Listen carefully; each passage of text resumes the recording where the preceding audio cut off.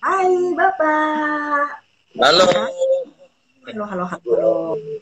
enaknya manggilnya Mbak aja ya Mbak? Saya pengennya dipanggil adek, tapi kayaknya udah nggak pantas ya Pak ya. Oke, oke. Mbak Emi terima kasih loh sudah diundang saya. Ya Allah, sebentar. Ini kamera saya bermasalah jangan. Nggak usah grogi Pak, nggak Oke. usah grogi, Pak. Saya yang Iya, grogi aku nih. grogi ya. Ini saya baru pertama live IG jadi aku itu grogi.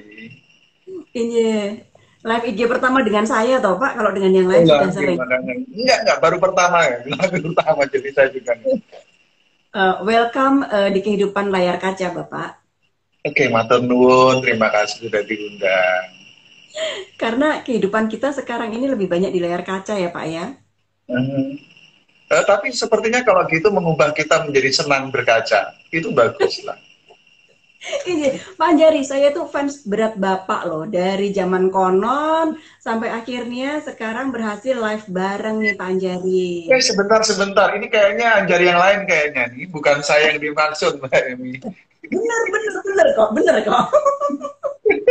Alhamdulillah, ya Allah mimpi apa saya semalam. Matur nuwun. Mohon Iya kan, bimbingannya. karena apa yang disampaikan Pak Anjari sangat insightful untuk saya gitu ya, dan juga barangkali tuh teman-teman yang lain. Bapak, kita tunggu dulu Dokter Grace ya. Oke, Eh, monggo, silakan. atau kita juga bisa mulai lebih dahulu nih Pak, karena sudah ada teman-teman juga gitu ya. Pak Oke. Anjari ini adalah pendiri Perhimpunan Humas Rumah Sakit Indonesia. Nopo sih Pak yang memotivasi Pak Anjari membentuk perhimpunan ini gitu loh. Kok sukanya Oke. Serius berhimpun? banget ya pertanyaan pertamanya serius banget ya, ya Allah. Yuk, Dokter Grace sudah hadir. Saya coba invite Dokter Grace dulu ya Pak ya. Oke. Silakan.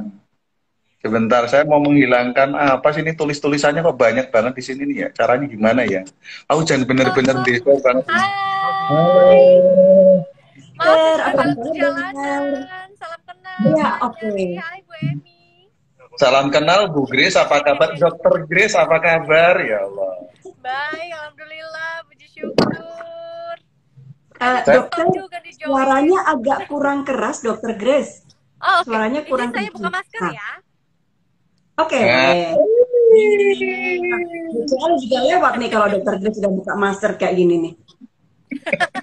duta, duta masker Indonesia. Ada. Dokter Grace sehat?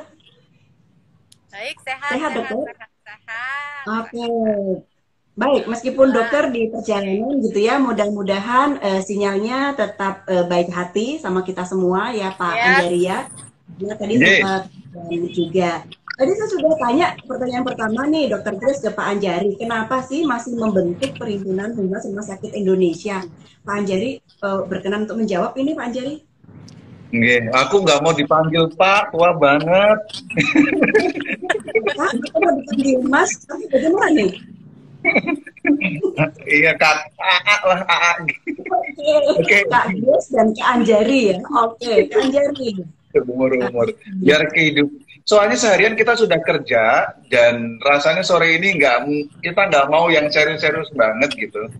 Mbak Benar-benar. Emi dan Dokter Grace salam kenal dan Salam salam kenal. buat salam kenal.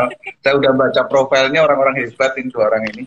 Saya mau cerita soal eh, kira-kira 3 tahun lebih yang lalu. Jadi tanggal 18 Oktober 2017 di Jakarta Convention Center itu kita deklarasikan berdirinya Perhimpunan Humas Rumah Sakit Indonesia, disingkat Perhumasri. Perhumasri ini berdiri mirip-mirip dengan Mbak Emi yang Perhumas, cuman ini tambahin RI gitu ya kan. Jadi kalau ditanya Perhumas yang Indonesia itu mana? Perhumas RI ya kita tuh. Oke, oke. Ada punggungnya Candaan di sana garing ya Pak ya. sering ya kan. Nah, cita-citanya sebetulnya kami ini ingin mengeksiskan diri gitu, menarsiskan diri sebagai sebuah profesi humas rumah sakit. Kita inginnya itu berangkat dari sebuah keprihatinan bahwa reputasi rumah sakit kita ini tidak cukup baik lah, bahkan jangan-jangankan dengan negara tetangga, tetapi dengan publik kita sendiri saja. Kalau Mbak Emi kan coba kan ke rumah sakit, kalau saya tanya Mbak gimana pelayanan rumah sakit Indonesia gitu, kan jarang yang memberi nilai langsung positif gitu. Persepsi yang muncul kan layanan rumah sakit kita itu ya apa namanya birokrasinya ribet, syarat-syaratnya macam-macam. Nah, kami ingin membangun reputasi rumah sakit yang terpercaya gitu di mata publik Indonesia sendiri gitu. Nah, kemudian kami coba berangkat dari bahwa humas itu goalnya kan reputasi sebetulnya Mbak Emi kan. Ya, tujuan betul. Dari PR itu kan sebetulnya reputasi, sehingga kami punya rasa tanggung jawab lebih gitu, terpanggil lebih itu, merasa bahwa kami bisa berkontribusi nih, tidak orang per orang, tetapi dalam sebuah organisasi. Karena kalau orang per orang kita akan tidak sekuat kalau berorganisasi. Bahasa saya begini, kalau kebaikan membangun reputasi ini terorganisir, tentu akan lebih baik untuk mengalahkan persepsi-persepsi yang tidak baik tadi. Gitu, Oke, Dokter Grace, kayaknya ada kendala ini Pak Anjari. Mudah-mudahan Dokter Grace bisa bergabung kembali. Saya sudah accept sih permohonan beliau untuk bisa bergabung bersama kita. Nah, Pak Anjari, ada berapa banyak? Terdengar. Iya, Pak Anjari, dari sekian banyak rumah sakit yang kita miliki, berapa banyak sih sebetulnya yang benar-benar ready sebagai humas rumah sakit Indonesia, Pak Anjari? Saya bicara fakta hari ini, tetapi tidak bicara angka ya. Saya bicara fakta hari ini bahwa tidak semua rumah sakit itu punya struktur atau unit kerja yang punya tugas fungsi public relation. Oke. Gitu. Ada keunikan yang saya temukan untuk rumah sakit pemerintah biasanya punya struktur organisasi humas. Sementara di rumah sakit swasta lebih banyak yang memiliki marketing atau pemasaran. Gitu ya. Nah, kalau pertanyaannya adalah seberapa banyak sih yang ready terhadap humas, sesungguhnya representasinya dari mana? Kalau representasinya dari struktur organisasi atau manajemen, atau di level korporasi itu manajer atau direktur, ya untuk rumah sakit pemerintah rasanya itu tersedia struktur kehumasan itu. Tapi kalau rumah sakit swasta lebih banyak kepada marketing. Itu yang kami temukan. Gitu. Nah, namun kemudian kita menyadari bahwa rumah sakit itu core bisnisnya adalah kepercayaan. Karena service, hospitality, dan lain sebagainya itu memang soal kepercayaan. Sehingga kemudian kehadiran public relation atau humas itu sejalan dengan core bisnis service dari rumah sakit itu sendiri. Dalam pandangan saya begitu. Oke. Baik, sebentar Pak Anjari. Saya ini sambil utak-utik untuk bisa invite Dokter Grace ini. Belum Dokter Grace. Kehidupan layar kaca ini begini nih Pak Anjari. Hai Pak Anjari. Ya. Bapak, seperti kita tahu ya, kalau humas itu harus ada kompetensi tertentu untuk seseorang itu bisa capable disebut sebagai humas gitu ya. Kalau industri khusus, industri kesehatan yang memang isunya sangat spesifik. Nah, kondisi teman-teman ini seperti apa sih Pak? Di sini Mbak sebentar, kalau di saya, ya, bisa dengar saya? Ya, saya dengar dengan jelas suara Dokter Grace dan Mbak Emi. Tetapi Dokter Grace sepertinya ada kendala dengan suara kita. Benar nggak ini? Betul. Saya malah nggak bisa dengar Dokter Grace ini, Pak.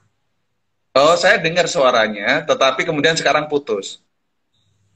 Sehingga pertanyaan Mbak Emi tadi saya nggak bisa menangkap karena berbarengan dengan suara Dokter Grace. Oke, baik. Pak, saya ingin tanya, kompetensi Mas itu kan harus ada kompetensi tertentu gitu ya untuk seseorang itu sebagai Mas. Tetapi seringkali karena penugasan dan lain sebagainya, seseorang itu diomprokin untuk jadi humas gitu ya. Nah, kalau di rumah sakit ini kompetensinya seperti apa nih? Pengen tahu nih saya, Pak. Oke, menarik nih. Saya membagi coba berpikir soal soft skill dan hard skill ya. Jadi kalau memang ini kompetensi sifatnya hard dan kompetensi bersifat soft gitu. Kalau dalam sifatnya soft kompeten, saya ingin menyampaikan pengalaman saya ini terutama. Saya itu di rumah sakit sudah setahun ini Mbak Emi. Sebelumnya saya di kementerian, sehingga saya ibarat kata itu ngelihat rumah sakit itu dari helikopter gitu ya, dari pesawat, dari atas gitu kan. Nah kemudian selama setahun ini kemudian saya terjun langsung di era pandemi gitu. Jadi saya masuk ke situasi yang memang spesial gitu. Nah, soft kompeten yang saya maksudkan tadi, yang harus dimiliki setiap humas adalah empati. Empati menjadi soft kompeten pertama yang harus dimiliki oleh teman-teman humas sebagai sebuah landasan, karena ini menurut hemat saya sesuai dengan profesionalisme yang pernah disebutkan si David Meister, bahwa di kriteria keempat itu adalah keinginan, ketulusan untuk membantu. Jadi kalau si David itu menyatakan yang disebut profesional itu ada 4 kriteria. Kriteria keempat itu adalah ketulusan ingin membantu. Dan ini sejalan dengan humas rumah sakit. Soft kompeten pertama adalah rasa empati terhadap pasien, terhadap keluarga pasien, terhadap pengunjung, dengan situasi dan keadaannya, dengan berikut kebutuhannya. Karena kalau itu ada, rasanya kita menjadi lebih tulus bisa melayani pasien itu sendiri. Gitu. Pak Anjari, keren banget ini, menarik banget gitu. Saya barangkali tidak bisa menjadi humas rumah sakit karena sabarnya kurang gitu ya Pak ya. Pak, ini saya masih dengan Dokter Grace ini, apakah lebih baik saya end dulu, kemudian kita masuk lagi atau bagaimana nih ya? Karena dari tadi saya coba utak-utik kok nggak bisa masuk ini Dokter Grace-nya. Iya, saya tidak tahu juga karena nggak pengalaman, tetapi semoga Dokter Grace bisa masuk. Oke, ini saya matikan sebentar Pak Anjari, nanti kita bergabung kembali supaya Dokter Grace-nya bisa masuk ya Pak Anjari ya. Teman-teman, monggo beliau dulu. Ya, saya end dulu ya. Stay tune dulu ya, nanti kita bergabung kembali bersama Pak Anjari dan juga Dokter Grace. Hai Mbak Emi, maaf dan Bapak Ibu sekalian. Dan tadi signalnya kayak ngelempar keluar terus, padahal lagi menikmati itu tadi diskusinya bersama Pak Anjari. Oke. Mudah-mudahan kita lancar ya, mudah-mudahan kita lancar semuanya. Biarlah Pak Anjari menjadi yang paling bersinar di antara kita, Dokter Grace ini. Pastinya. Aku mimpi apa semalam itu udah dapat 2 princess hari ini. Iya, Dokter Grace, kami tadi sudah ngobrolin banyak tentang humas rumah sakit dan juga kompetensinya gitu ya. Kita belum banyak sih mengulas tentang humas rumah sakit itu sendiri. Tetapi saya sekarang ingin bertanya ke Dokter Grace sebelum nanti hilang sinyal lagi, mudah-mudahan tidak ya. Ya, jangan sampai. Dokter Grace, sebetulnya kebutuhan dasar apa sih yang ingin dikomunikasikan dari rumah sakit, dari terutama kalau kita dalam hal ini dari gerakan kampanye gitu ya, kampanye untuk memakai masker, apa sih yang harus kita terus gaungkan gitu Dokter Grace, karena di banyak tempat di pantai kayaknya nggak ada corona yang melintas di sana gitu Dokter. Oke. Nah, senang banget nih kita memang tergabung di sebuah gerakan yang luar biasa menurut saya, di mana gerakan ini adalah gerakan pakai masker, gerakan yang memang dibentuk dari masyarakat juga untuk masyarakat, yang pastinya tidak patah semangat dan tidak henti-hentinya untuk terus mengajak gitu ya. Jadi kalau kita tuh bukan mengedukasi sebetulnya, tapi gerakan kita kan gerakan yang mengajak, gerakan yang benar-benar kepengen ayo yuk kita bisa mengendalikan pandemi bareng-bareng yuk, jadi kita nggak sendirian gitu. So mungkin ya memang tantangannya adalah untuk orang-orang yang merasa banyak banget tuh yang kemarin termakan dengan hoax-hoax ya terhadap COVID, bahwa dianggapnya COVID itu nggak ada lah misalnya, atau dianggapnya bahwa COVID itu hanya untuk kalangan-kalangan tertentu saja, atau misalnya virus corona itu nggak begini, nggak begitu. Jadi selalu ada alasan untuk tidak pakai masker. Jadi itu tantangan untuk kita. Saya merasa kenapa merasa apa ya, kayak sebagai kita bisa menyampaikan hubungan masyarakat untuk bisa lebih mengajaknya lebih nyaman, kita harus bisa mengajak dengan cara yang apa ya, yang masuk sesuai dengan logikanya masing-masing penerima informasi gitu, yang menerima ajakan. Karena kadang-kadang kalau cuma kita suruh-suruh aja, orang pasti nggak mau pakai masker gitu ya. Tapi kalau misalnya ternyata orang juga informasinya dia kurang lengkap gitu, orang juga nggak mau pakai masker. Jadi tantangan kita adalah gimana caranya kita menyampaikan manfaat-manfaat baik apa sih gitu kalau kita bisa pakai masker. Toh intinya tidak untuk diri sendiri. Karena kita kan kalau menebar kebaikan itu kan pasti akan lebih bahagia. Kalau kita bisa nolong orang gitu ya, kita sebagai penolong kan kita juga pasti lebih bahagia. Jadi mungkin tantangan kita adalah gimana caranya membangkitkan superhero, aura-aura atau energi-energi superhero di setiap insan gitu ya. Untuk mereka tuh akhirnya tergerak untuk juga bisa menyelamatkan orang lain gitu. Jadi pakai masker tidak hanya untuk diri sendiri, tetapi juga untuk menyelamatkan orang lain. Makanya tagline gerakan pakai masker kan lindungi kamu dan aku. Kayak gitu. Oke, coba kita cek Dokter Grace, kita cek ya, Pak Anjari, Kak Anjari, sudah lihat videonya Dokter Grace belum yang kampanye memakai masker? Dokter Grace berperan sebagai ibu-ibu gitu. Kak Anjari udah lihat belum nih? Tadi saya jujur saya browsing siapa Dokter Grace. Aduh. Saya jadi berarti di browsing sama Pak Anjari nih, gantian ntar saya mau browsing Pak Anjari. Ternyata beliau memang penggerak pakai masker. Maaf saya terlalu kuper kali ya, jadi saya mungkin terlalu penuh di pekerjaan di rumah sakit, lupa keluar gitu. Kita soalnya WFH setiap hari, work from hospital, jadi oh gitu ya, work from hospital ya, bukan home ya. Iya, bukan from home. Gitu Mbak Emi. Sama kita Pak, digerakan pakai masker Pak. Siap, saya pakai masker terus dong. Ini saya lepas tadi itu.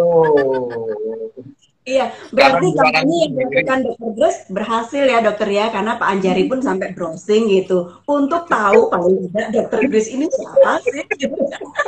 Keren. Nanti kita nonton lagi nih Kak Anjari video-video dari Dokter Grace karena pasti masih banyak. Nah, Dokter Grace sebetulnya cukup berhasil tidak sih edukasi atau gerakan atau ajakan untuk memakai masker ini kita lakukan selama 1,5 tahun ini. Saya melihat dengan pasti gitu ya, Dokter Grace ini setiap harinya live berapa kali hanya untuk selalu mengajak orang. Menurut Dokter Grace sendiri, tingkat keberhasilannya seperti apa? Tingkat keberhasilannya kalau saya lihat adalah sebetulnya untuk orang-orang terdekat kita sendiri gitu ya. Kalau tahu, wah dari gerakan pakai masker nih. Jadi kalaupun ternyata lupa, tapi pas lihat kita nih Mbak, iya pakai masker, wih ada orang GPM nih, ada orang GPM gitu. Jadi buat saya untuk lingkungan kecil seperti itu saja tuh membuat saya merasa oke, satu step nih keberhasilan kita nih. Sedangkan lingkar kita di dalam untuk kita menyebarkan semangat mengajak pakai masker ini sudah berhasil gitu ya. Nah kalau dilihat dari masyarakat gimana nih sekarang? Kira-kira sudah mulai berhasil atau belum? Dilihatnya dari seandainya kita keluar ketemu sama teman-teman gitu ya, udah mulai tuh kesadaran yang contohnya biasanya kalau keluar dari rumah kalau dulu kan lenggak kangkung nggak pakai masker gitu ya. Sekarang kalau udah pakai masker terus giliran keluar gitu kayaknya waduh kayaknya wajahnya kok ketiup angin semuanya gitu ya, langsung sadar oh iya belum pakai masker, jadi langsung buru-buru pakai masker. Jadi buat saya nilai-nilai kecil seperti itu menandakan bahwa ternyata adaptasi kebiasaan baru kita itu sudah mulai cukup masuk ke dalam keseharian kita gitu ya. Jadi kalau ketemu orang yang lainnya pakai masker, kemudian atau yang lain tidak pakai masker, kemudian kita pakai masker dan akhirnya membuat orang lain juga yang sungkan semeja dengan kita gitu, akhirnya mereka pakai masker juga. Buat saya itu juga sebuah hasil yang baik gitu. Jadi untuk lihat tingkat keberhasilan pasti nggak bisa 100% ya. Mungkin Mas Anjari, Mbak Emi juga akan melihat bahwa memang butuh proses untuk adaptasi masyarakat Indonesia. Tapi buat kami gitu ya, Dan menurut saya mungkin Mbak Emi juga setuju nih dengan yang kita bilang tadi. Seandainya kita muncul orang-orang GPM sekitar kita langsung, oh ya pakai masker ya pakai masker. Jadi seperti ajakan Kayak udah sudah jadi mulai polisi gitu ya, menempel Dokter gitu ya, Grace ya. blanket gitu, bahwa kemana-mana kita pasti pakai masker, ngobrol sama kita Bener, pasti pakai masker. Jadi akhirnya kebiasaan kita diikuti oleh orang lain, dan orang lain juga akan menyebarkan kepada orang-orang sekitarnya dia gitu. Jadi sesuatu yang betul. domino effect, dan menurut saya sih cukup baik. Iya, iya. Tantangan terbesarnya apa, Dokter Grace? Tantangan terbesarnya Tantangan adalah terbesar. Ya. kalau misalnya kita berhadapan dengan yang memang merasa kekeh bahwa misalnya corona itu udah lewat ya, yang kekeh bahwa ngerasa pakai masker itu pengap gitu ya. Jadi justru orang-orang seperti itu yang harus kita ajak dalam arti bukan langsung kita kasih edukasi, tapi lebih kepada cerita bahwa ternyata COVID itu sekarang terbarunya seperti ini loh, ternyata tidak lagi droplet, sekarang itu sudah aerosol. Jadi kalau aerosol itu berarti kan seperti airborne, dia bisa terbang di udara. Seandainya kalau nggak pakai masker tuh bener-bener kita masih bisa terkena virus corona gitu. Jadi bener-bener kita cerita-cerita aja yang padahal sebetulnya kita mengajak mereka juga dan membagi informasi bahwa update COVID yang sekarang tuh seperti apa. Dan satu-satunya cara adalah satu, ikut program pemerintah, ngantri-ngantri divaksin kita, dan yang kedua jangan lepas dari masker gitu, dan protokol kesehatan lainnya pastinya. Keren banget. Aku senang selalu dengan semangatnya Dokter Grace. Kreatif People, silakan untuk drop pertanyaan di sini, baik ke Dokter Grace ataupun ke Kak Anjari gitu ya. Saya bingung karena satu cantik, satu ganteng gitu ya. Ada yang muji ya Kak Anjari ya. Kak Anjari, pertanyaan yang sama nih. Rumah sakit ini selama 1,5 tahun kayaknya menjadi rumah lelah gitu ya Kak Anjari ya. Karena begitu banyaknya pasien yang masuk, kemudian juga kita tahu para medis yang ada di sana juga sangat-sangat lelah sebetulnya untuk menghadapi tsunami pasien ini. Nah, tantangan terbesar bagi rumah sakit, humas rumah sakit di masa pandemi ini, Kak Anjari. Tantangan terbesar. Iya. Saya kalau tanya enggak yang enteng-enteng kok. Ini tanyanya yang berat-berat ini. Berat. Pertama, sebetulnya kami nggak merasa tertantang gitu. Jadi kami nggak ada yang nantang, jadi saya nggak pernah tertantang. Tapi yang ada adalah panggilan terhadap kita pada situasi yang luar biasa. Kita nggak pernah ngalamin, seumur saya nggak pernah ngalamin pandemi seperti ini. Dulu kita pernah ngadepin flu burung yang demikian dahsyat, ternyata itu tidak apa-apanya dengan pandemi COVID yang lama sekali, sama sekali gitu ya. Jadi situasi yang luar biasa, situasi yang tidak biasa ini tentu harus ditangani dengan cara yang luar biasa.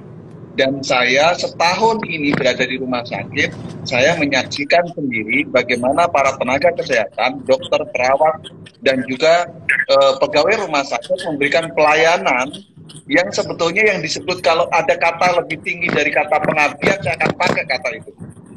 Karena mereka benar-benar, mereka pertama terancam dari COVID-19 sendiri, tertular dan lain sebagainya, tapi di saat yang sama teman-teman tenaga kesehatan ini harus memberikan pelayanan terbaiknya buat pasien dan keluarga pasien yang juga COVID. Saya nih hari ini di Rumah Sakit Kanker Darmais. Ya, Rumah Sakit Kanker Darmais itu rumah sakit khusus kanker.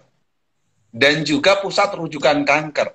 Pusat kanker nasional. Yang saya mau cerita adalah, namanya sakit kanker, Mbak Emi, Dokter Grace pasti tahu. Nggak bisa ditunda sakitnya. Jadi kalau dulu ada bilang, tolong di rumah, kalau nggak gawat darurat, jangan di rumah sakit. Kalau di pasien kanker, itu setiap hari kami melayani lebih dari 800 pasien, plus keluarga dan lain-lain, dan itu banyak sekali dengan kondisi yang luar biasa. Bayangkan, para tenaga kesehatan dengan penuh pengabdian melayani itu. Nah, jadi kalau disebut tantangan, saya menyebutnya bahwa kita pada situasi yang berbeda dan kita melakukan dengan cara yang berbeda. Itu, Mbak. Pak, sebelum lebih lanjut nih Kak Anjari, ada pertanyaan dari Chris Felix nih. Skop kerja dari Humas RI tadi, kemudian juga Humas RI, benar-benar berarti kopinya masih bekerja dengan baik ini karena baru saja Pak Kak Anjari tadi minum kopi. Skop kerja dari Humas RI ini, Kak Anjari, ada pertanyaan dari Kak Felix. Pertama, kami organisasi yang dicita-citakan digadang-gadang sebagai organisasi profesi humas rumah sakit. Tujuannya adalah membangun reputasi dari humas rumah sakit dan rumah sakit itu sendiri. Goal pertama kami adalah profesionalisme. Profesionalisme dari humas. Profesionalisme dari humas itu langkah pertama adalah kompetensi humas rumah sakit. Jadi setiap personalnya memiliki kompetensi yang dipersyaratkan. Nah, sehingga sebetulnya untuk mencapai goal reputasi rumah sakit itu, goal jangka kami yang awal adalah profesionalisme dari humas rumah sakit. Gitu. Jadi kalau disebut sebagai scope of kerja, yaitu visi misi kita. Nah, ada lanjutannya Kak Anjari. Oh, ada. Bagaimana melakukan manajemen reputasi bagi humas ini sendiri, tentu juga bagi rumah sakit yang jadi membernya, selain melakukan media relation. Kalau kemarin sebelum pandemi media relation lebih gampang kita lakukan, tapi di masa pandemi, Anjari. Baik. Justru ini saya mau menjawab dengan tema kita hari ini. Kalau tadi pertanyaan Mbak Emi adalah soal apa kompetensi yang dibutuhkan, saya jawab soft kompeten. Sekarang saya balik, hard kompetennya apa? Yang pertama justru manajemen krisis pada situasi pandemi. Manajemen krisis ini menjadi kompeten utama yang sekarang harus dimiliki oleh setiap humas rumah sakit, humas kesehatan, karena situasi kita sedang krisis dan itu sangat menonjol sekali. Nah, kalau ditanya kemudian media relation-nya seperti apa, pada saat krisis hari ini, media relation hanyalah satu tools dari relation yang lain. Kalau kita bicara soal gerakan maskernya Dr. Grace, saya justru lebih memilih media relation bukan media pertama yang saya pilih saat ini. Karena di situasi yang pandemi ketika orang lebih go online, lebih digitalize gitu, barangkali media sendiri on media itu menjadi pilihan-pilihan yang lebih utama dengan konten-konten kreatif yang diciptakan oleh kita rumah sakitan begitu. Namun tentu media relation partner strategis kita dan itu nggak boleh kita tinggalkan. Tentu caranya yang menjadi berbeda karena situasinya yang berbeda gitu. Okay. Lebih banyak go online sekarang berarti ya Kak Anjari ya? Kenyataannya begitu. Contohnya kita ini yang biasanya kemarin ketemu dalam satu forum ini lewat TV live sekarang. Ternyata kalau ketemu bidadari nggak perlu ke surga, bisa online seperti ini Kak Anjari ya? Sekarangnya gitu. Tetapi ini hanya maya kan. Saya ingin ketemu bidadari nyata sebetulnya. Syaratnya satu, harus pakai masker ya Dokter Grace ya? Oh, iya. Siap. Iya, Dokter Grace. Kalau tadi Pak Anjari sudah menyatakan tentang profesionalisme humas rumah sakit gitu ya. Di gerakan pakai masker ini sangat terasa tidak sih support dari media-media atau lembaga-lembaga kesehatan ini terhadap kampanye yang Dokter Grace dan juga teman-teman dari gerakan pakai masker lakukan selama 1,5 tahun ini? Ya, memang supportnya sih luar biasa sih gerakan kami. Jadi sebetulnya ini bukan gerakan saya loh Pak Anjari, ini gerakan dari kami masyarakat gitu ya. Ada Mbak Emi di situ, di sini juga ada Mbak Mila yang sudah join ya. Di sini ada ketua umumnya Pak Sigit Pramono, kemudian juga di pendirinya ada banyak, ada Bu Afiliani, Bu Rita, kemudian Pak Sigit Pramono sendiri, Bu Yeni Wahid gitu. Kemudian ada Gus Mus, pokoknya banyak sekali tokoh-tokoh luar biasa Indonesia, Pak Agus Martowardoyo, pendiri dari gerakan ini gitu ya. Dan kami merasa bahwa di gerakan pakai masker ini sangat didukung sekali sebetulnya dengan media-media gitu ya. Apalagi kita juga berkolaborasi dengan pemerintah karena sebetulnya kita ini support sistemnya juga pemerintah agar akhirnya apa yang pemerintah fokuskan mungkin juga akhirnya kita bisa bantu dari apa yang kita bisa. Jadi mengkampanyekan bahwa mengajak pakai masker ini adalah satu hal yang sangat-sangat penting. Pandemi ini masih ada, walaupun vaksin sudah ada, tetapi masker tetap harus menjadi satu hal nomor satu yang harus dilakukan. Jadi bekerja sama dengan pemerintah, kemudian bekerja sama juga dengan perusahaan swasta, kemudian dengan ibu-ibu PKK ya, karena kita tahu ibu-ibu PKK itu benar-benar yang semangat juga pastinya harus bisa melindungi keluarganya, termasuk juga negara, masyarakat semuanya. Terus banyak sekali mungkin hal-hal yang memang dikolaborasikan oleh GPM kepada misalnya dokter-dokter anak Indonesia, di mana mempersiapkan nih nanti kira-kira seandainya kalau sekolah itu sudah harus masuk offline gitu ya, bagaimana persiapan untuk anak-anak itu bisa siap gitu ya sekolah offline dengan pandemi kondisi seperti ini. Jadi banyak sekali kita kolaborasinya, dan saya rasa cukup masih terus membuka ya kolaborasi dengan pihak-pihak lainnya ya Bu Emi ya. Iya, iya. Dan itu yang untuk apa namanya kembali ke sekolah sudah dimulai dari sekarang ya, Dokter Grace ya, untuk sosialisasinya. Iya, sudah ada persiapan-persiapan juga yang digaungkan oleh Mbak Mira dari GPM juga.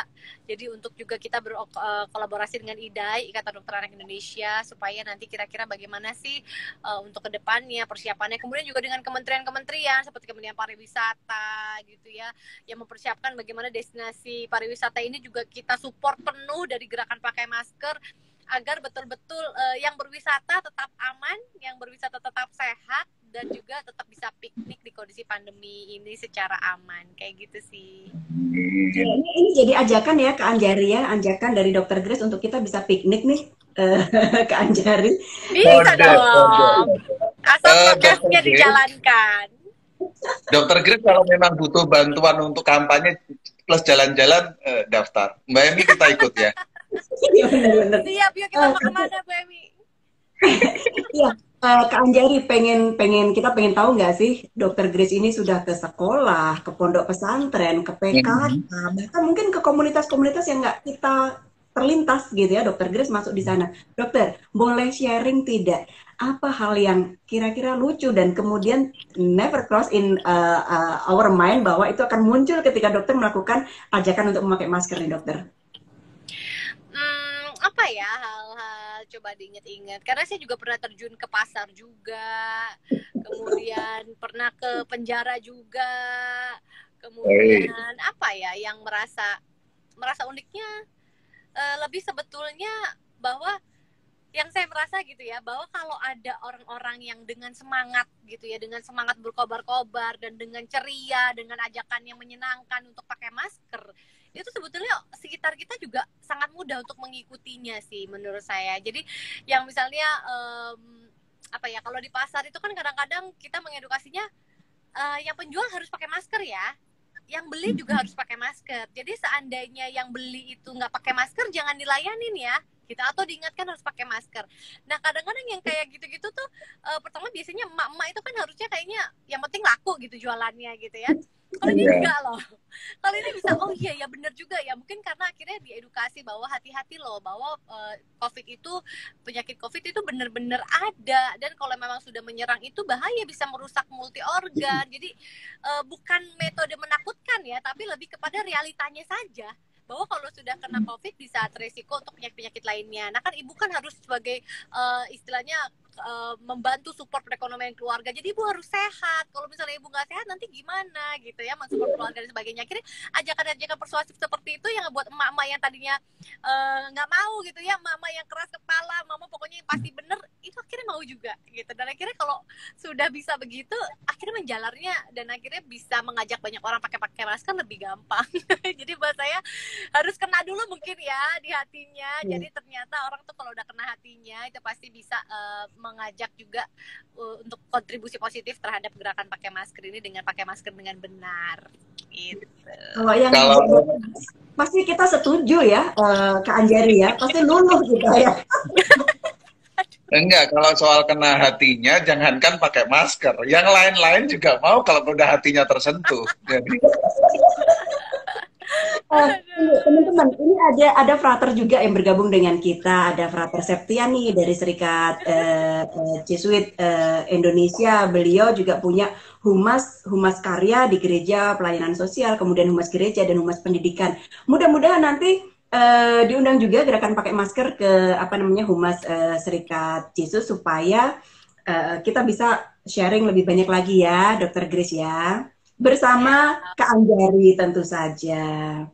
Tenang. Dokter Grace kapan ya kampanye pakai masker di Rumah Sakit Kanker Darmais? Ayo, siap loh.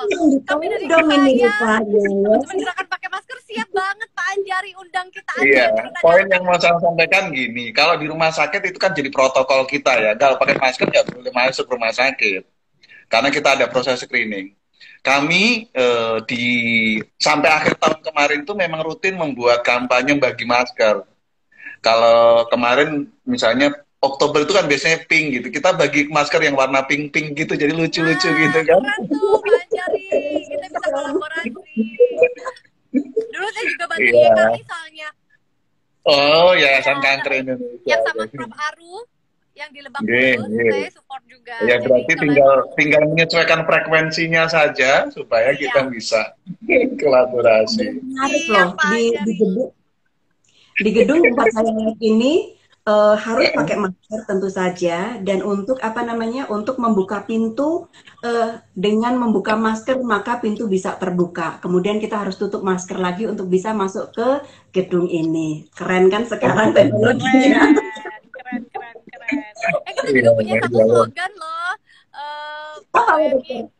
kan kalau sudah divaksin harus pakai masker. Kalau belum divaksin, apalagi. Nah, jadinya tetap yang udah divaksin ini nggak boleh merasa bahwa vaksinnya sudah melindungi ya. Jadi benar-benar fasilitas kesehatan pun tetap harus pakai masker dengan benar. Kalau bisa masker yang N95 atau proteksinya lebih baik, apalagi dalam kondisi yang kurang sehat. Bukan begitu Pak Anjari, benar nggak kalau di? Setuju. Saya tambahin satu tagline. Apa tuh? Tunjukkan indahnya matamu dengan pakai masker. Gitu. Benar ya. Pakai masker kan. Kuat nih live lama-lama sama Kak Anjari ini. Sore-sore ngobrol. Dr. Grace, ada pertanyaan dari Kak Nur Hidayat Latif. Dr. Grace, gimana kalau ada komentar pakai masker mengurangi kekerenan dan susah eksis? Kalau saya kayaknya bukan yang tadi. Gimana Dr. Grace? Nah ini benar tadi yang dikatakan oleh Pak Anjari bahwa sebetulnya aura itu kan dilihatnya tidak hanya dari senyuman ya.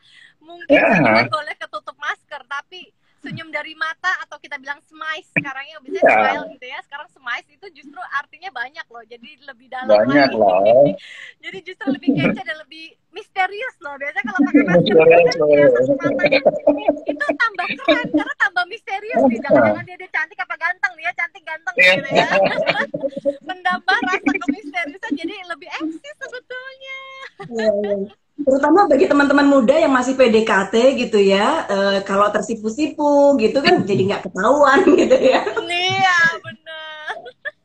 Iya, Kak Anjari, apa sih sebetulnya yang menjadi kunci sukses bagi humas-humas rumah sakit ini supaya bisa mengelola pesan komunikasi dengan baik, terutama di masa pandemi ini? Iya, andaikan saya tuh punya kunci sukses sudah tak bagiin kepada semua humas rumah sakit ya. Rasanya tidak ada satu kunci pun yang memang menjamin kesuksesan kita. Tapi saya mau katakan begini, rumah sakit itu bisnis prosesnya memang dengan segala hormat ya Dr. Grace dan Mbak Emi, itu memang berbeda Mbak dengan bisnis proses lain atau proses bisnis lain. Rumah sakit itu bicara orang dalam situasi yang kesakitan, kepayahan, mengancam nyawa. Sehingga memang kompetensi humas rumah sakit itu memiliki diferensiasi yang berbeda, keunikan berbeda. Nah, saya mungkin berbagi perspektifnya begini. Untuk menjadi humas rumah sakit yang baik, humas rumah sakit yang mungkin diharapkan publik adalah memang mengerti betul soal bisnis rumah sakit itu sendiri, mengerti betul soal kebutuhan dan keinginan pasien itu sendiri. Karena apapun benar bahwa kita mau mengelola reputasi, tidak memberikan pelayanan langsung, tetapi karena mengerti betul soal apa yang dibutuhkan pasien itu, bisnis proses rumah sakit, maka itu menjadi esensial kita jadi PR-nya rumah sakit. Contohnya apa tadi?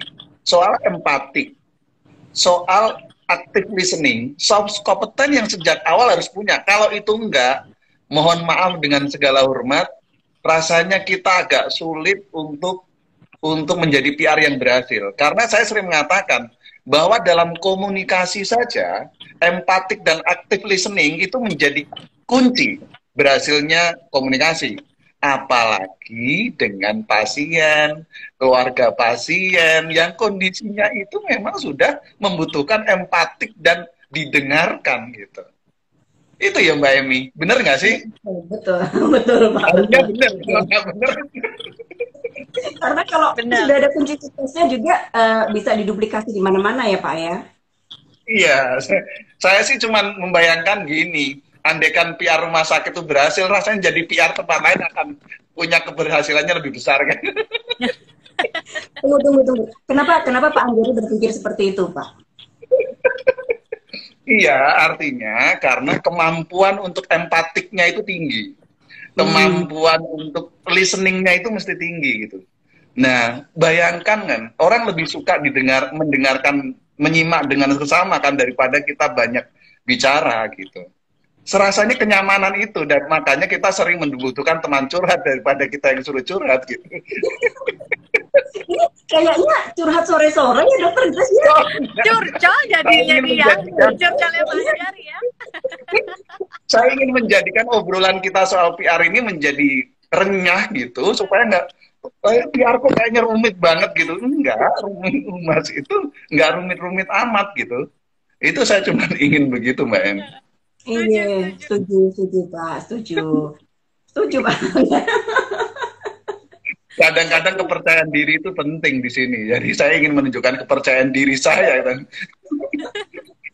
Tunggu, tapi kalau ada pernyataan seperti itu tuh sebetulnya ada rasa grogi yang muncul karena berhadapan dengan dokter Grace, Pak. Saya melihatnya begitu. Pertanyaannya terlalu vulgar itu pernyataan itu. Oke, Gimana tapi dokter keren loh Grace Pak tadi? yang empati dan bener-bener untuk active listening and empati itu menjadi kunci sih memang untuk setiap apapun bidang humas ya, karena memang cara berkomunikasi itu kan harus ada yang berbicara dan harus ada yang mendengarkan gitu ya. Jadi ada yang memang sedang merasakan sesuatu dan harus ada juga orang yang memperhatikan empati bahwa ya sudah memang ada sesuatu yang memang harus diperhatikan dan diberikan, dibantu lah, disupport baik secara kebutuhannya apa nih solusinya gitu. Luar biasa nih Pak. Oke, kalau tadi sudah ada dokter Grace menyebut ada apa nih yang harus dibantu. Sekarang bagaimana sih antara gerakan pakai masker kemudian juga humas rumah sakit ini bisa berkolaborasi nih? Pak Anjari, monggo dokter Grace diselesaikan sore ini juga apa-apa saja yang mungkin untuk dilakukan. Dibungkus kolaborasinya langsung ya. Supaya obrolan ini tidak menjadi obrolan begitu saja, tetapi juga ada call to action yang bisa kita lakukan untuk Indonesia dalam skop kecil yang kita mampu tentu saja.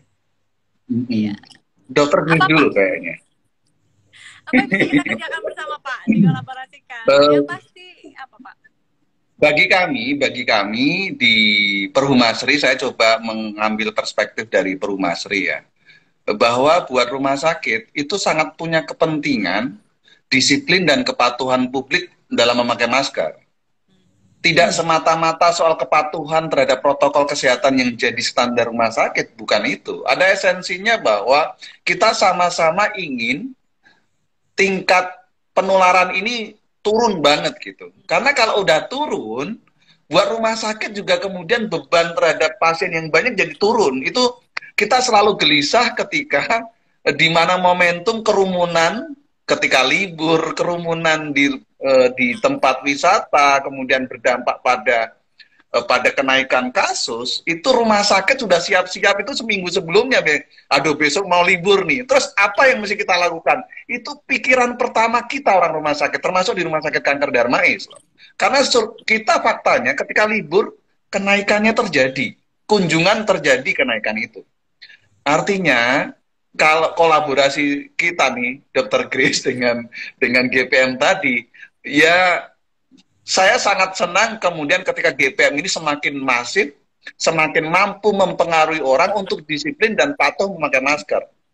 Justru kami berkepentingan itu. Nah, siapa tahu dengan pesonanya Dr. Grace dan Mbak Emi dan teman-teman lain, meningkatkan kepatuhan ke rumah sakit nggak semata-mata karena di screening kalau nggak pakai masker nggak boleh masuk. Enggak, memang dia sadar begitu ke rumah sakit atau di luar rumah sakit itu pakai masker.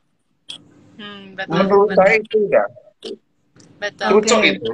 Jadi kira-kira kita mungkin harus berkunjung Mbak Emi ke Dharma East untuk kita langsung sweeping. Wah, mengajak ya untuk supaya Betul. benar ayo pakai masker dengan benar, pakai Tidak masker ada dengan hitung-hitungannya bahagia gini. gitu. Kebayang nggak Mbak Emi? Dokter Grace mengedukasi pasien kanker di Darmais, cara memakai masker yang benar, cara memilih masker yang benar, misalnya gitu. Ya. Saya siap ngantor kalau itu. Oke. Jangan lupa nanti didokumentasikan di foto-foto ya Pak ya. Tapi sarannya dengan Mbak Emi loh ya. Mbak Emi atau Mbak Emilia lah. Saya pingin Mbak Emi atau Mbak Emilia ikut datang gitu. Karena itu menunjukkan hasil keberhasilan follow up dari IG Live sore ini oleh si Oke. Prokom. Siap. Siap. Ya, karena kami semua juga ada di gerakan pakai masker, Kak Anjari, Dr. Emil, Dr. Grace, dan juga banyak teman. Di sini juga ada Kak Fardila Astari, ada Kak Anggi. Kita semua support dan senang banget kalau makin banyak yang mengundang kita ya, Dr. Grace ya. Ya, benar, dengan senang hati kita akan mengajak dengan bahagia dan menyenangkan, Pak. Terima Tapi kasih. ini Kak Anjari karena mau didatengin Dr. Grace ini. Ya nggak, Kak Anjari? Oh iya. Perlu disiapkan masker merah. Bukan karpet merah, tapi masker merah. Masker merah ya, bukan karpet lagi sekarang. Kak Anjari, saya ingin tanya nih Kak Anjari, kira-kira apa sih yang perlu lagi dilakukan, peningkatan upgrade skill yang perlu dilakukan oleh teman-teman Humas RI tadi dengan kondisi saat ini nih, Kak Anjari? Baik. Yang kedua tadi saya katakan manajemen krisis menjadi core kompeten dalam situasi pandemi ya. Yang kedua adalah memang kemampuan membuat konten atau memang media sosial manajemen ya, itu menjadi poin karena sekali lagi memang berbagai survei mengatakan kita memang menjadi digitalized kan, menjadi lebih kepada online gitu. Kayaknya kita diarahkan ke sana. Meskipun kami sendiri mengalami kunjungan pasien di Rumah Sakit Kanker Darmais juga tetap begitu, ini juga tetap tinggi yang tadi saya katakan. Tetapi kan menjadikan konsumsi orang terhadap dunia online menjadi besar. Oleh sebab itu dibutuhkan konten kreator yang baik, copywriting yang jago gitu. Karena untuk menginfluen orang kan butuh kemampuan narasi yang baik. Konten yang baik. Nah, menurut saya kompetensi itu tahap berikutnya yang mesti dimiliki. Kalau konten kreator baik kan ngajak bermasker jadi asik kan. Nah, ngomong-ngomong masker lagi. Ujungnya masker lagi ya, Pak. Dan itu semua dimiliki oleh si Prokom, Kak Anjari. Jadi Kak Emil juga tentu akan support kemampuan-kemampuan tersebut karena kita juga banyak berbagi tentang bagaimana sih memanfaatkan sosial media, bagaimana sih menulis untuk sosial media, bagaimana sih melakukan pengukuran gitu ya. Jadi kayaknya emang berjodoh. Dr. Grace, ada dari Kak Nur Hidayat Latif. Boleh kami undang live IG tentang gerakan pakai masker? Boleh banget ya Dr. Grace ya. Oke, kayaknya dalam hidup saya banyak mencomblangi nih. Mencomblangi Dr. Grace, mencomblangi Kak Anjari. Terus yang mencomblangi saya siapa nanti? Oh boleh. Besok saya undang IG live saya gitu. Ya, Kak Nur Hidayat nanti bisa kontak kami untuk bisa dikomunikasikan dengan gerakan pakai masker untuk pengaturan jadwalnya ya, Dr. Grace ya. Dr. Grace rasanya nge-freeze videonya Kak Anjari, tapi masih ada suaranya. Siap, seperti ini sinyalnya. Iya. Sinyalnya terputus-putus. Kak Anjari, hari ini bisa tersenyum lepas, bisa tersenyum cerah? Iya, saya insya Allah begitu. Kok kayaknya nggak ada stres-stresnya gitu sebagai humas rumah sakit? Ya, Dokter Grace sudah kembali. Yeay. Kayaknya nggak ada stres-stresnya gitu, Kak Anjari sebagai humas rumah sakit yang kita melihat rumah sakit aja rasanya udah gimana gitu. Oke, saya mau tunjukkan tadi saya sebutkan 4 kriteria soal profesional seorang humas. Ya. ya, profesional. Nomor satu itu adalah soal seberapa Anda bangga dan mencintai profesimu. Saya cinta dan bangga dengan profesi humas saya, dan saya cinta dengan bangga pekerjaan saya. Stop dulu. Kita tos dulu. Kita tos Tos dulu. dulu dong, tos dulu. Kalau kita kemudian menyukai dan mencintai, maka rasanya bahwa persoalan itu banyak iya. Tetapi tidak semua persoalan harus jadi masalah, saudari. Jadi kenapa kita mesti bersedih hati? Baik, saudara. Saya setuju sekali dengan apa yang saudara sampaikan ini. Tapi memang benar sih, passion, cinta, kemudian mindfulness dengan pekerjaan kita itu yang membuat kita tidak pernah terbeban ya, Kak Anjari ya. Beban sih Mbak, cuman nggak usah dipikirin gitu maksudnya. Bapaknya udah aku alusin loh, malah ditegesin lagi. Iya. Karena krisis bisa datang sewaktu-waktu, masalah bisa datang sewaktu-waktu, tetapi dengan kesadaran dan cinta dengan profesi kita, rasanya ada banyak kemudahan untuk mencari solusinya. Bagaimana kita mengecilkan masalah dan memperbesar solusinya? Setuju nggak, Kak Anjari? Setuju. Aku coba mengikuti gaya Instagram sekarang lah. Meskipun saya bukan usia saya gitu ya, ikutin saja. Menurut saya mencintai pekerjaan kita itu menyelesaikan 50% dari persoalan kita. Jadi kenapa harus kita bergundah gulana gitu? Setuju. Tadi yang disebut dengan anak-anak muda kayaknya masih termasuk saya, karena saya juga masih 27, Kak Anjari. Oh iya.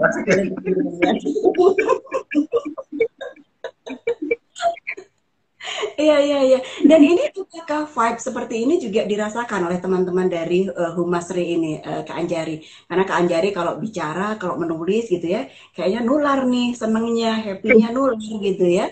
Dari yang sudah dikunjungi, kira-kira ketularan nggak nih? Sebetulnya soal tular atau tidak itu masalah mereka gitu. Tapi yang penting bahwa kita mesti, saya seneng loh dengan Mbak Emi, Mbak Melia Basar gitu. Kita ingin menularkan kebaikan itu gitu ya. Ya masalah mereka tertular atau tidak, sebetulnya seberapa tingkat imunitas mereka. Saya berharap soal kebaikan mereka nggak imun gitu, sehingga mereka tertular oleh kita gitu. Sekali lagi saya ingin menunjukkan seberapa antusiasme kita, seberapa kita berintegritas kita dalam pekerjaan, ya itulah profesionalisme. Dan itu mesti ditunjukkan dari kita kan, dari kita Mbak Emi. Nah, di Perhumasri kami ingin coba membiasakan itu, ingin membudayakan itu, antusiasme dan integritas gitu loh. Tadi sempat buffering tadi ya. Koneksinya tadi sedikit terputus-putus, sekarang gambarnya agak ngeblur, Kak Anjari. Mudah-mudahan koneksi hati kita masih tetap Insya Allah. Tetap nyambung. Iya. Kalau semangat belajar teman-teman Humasri ini sendiri gimana nih, Kak Anjari? Oke. Kami punya program kecil sebetulnya sebagai sebuah langkah awal, itu namanya Perhumasri Class. Perhumasri Class itu sebetulnya semacam mini coaching sih, mini coaching. Dan seminggu itu dua kali dan itu malam.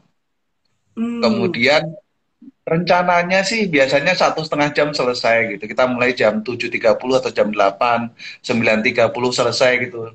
Senyatanya bisa sampai jam 11 malam gitu. Jadi kalau dibilang semangatnya, kita ingin bertumbuh dan bertumbuh sebetulnya inginnya.